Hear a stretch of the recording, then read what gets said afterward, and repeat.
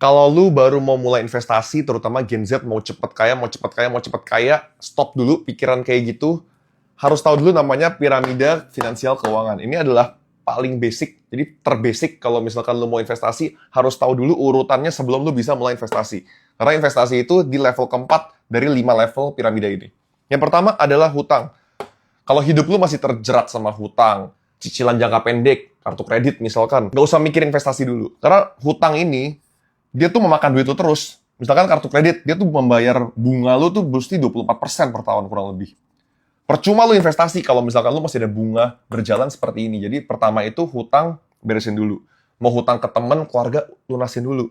Utang itu nggak bagus. Apalagi kalau buat kebutuhan yang nggak penting. Apalagi buat belanja misalkan. Nah, kalau utang udah lu beresin semua, oke, boleh kita next step ke tangga berikutnya yaitu emergency fund atau dana darurat. Ini tuh salah satu yang 95% anak muda juga masih ke-skip. Biasa mereka pas tua baru sadar untuk kumpulin dana darurat. Karena pas muda itu merasa, lu hebat, lu nggak pernah sakit, lu nggak pernah ada kejadian darurat. Akhirnya mereka nggak pernah siapin nih.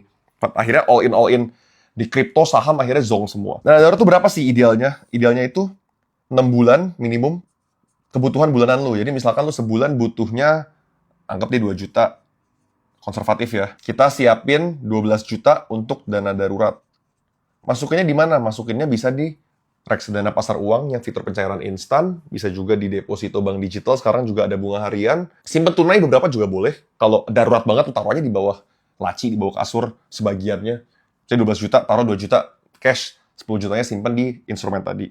Nah, kalau udah siap, baru siapin asuransi. Asuransi ini banyak penipu ya, jadi lo harus hati-hati juga. Kalau asuransi yang beriming-iming investasi dan sebagainya, gue nggak saranin, tapi lu paling nggak punya asuransi kesehatan. Kalau misalkan gaji lu pas-pasan, bisa siapin BPJS Kesehatan. Jadi kalau misalkan sakit pun, ada background, ada pelampung, jadi supaya nggak usah ngambil duit dari investasi loh. Jadi kalau sakit, atau ada biaya-biaya tak terduga, bisa di-cover, atau kalau dana lu udah berlebih, bisa asuransi swasta, tapi yang kesehatan. Kalau saran gue tetap yang kesehatan. Atau misalkan lu memang kepala keluarga, tulang punggung keluarga, kalau lu udah nggak ada, amit-amit, udah nggak ada penghasilan lagi buat keluarga, bisa juga mungkin asuransi untuk jiwa. Tapi itu ya, harus berdasarkan diskusi internal keluarga juga. Karena kan preminya lumayan juga. Nah, setelah asuransi udah beres, baru lu bisa loncat ke yang namanya investasi.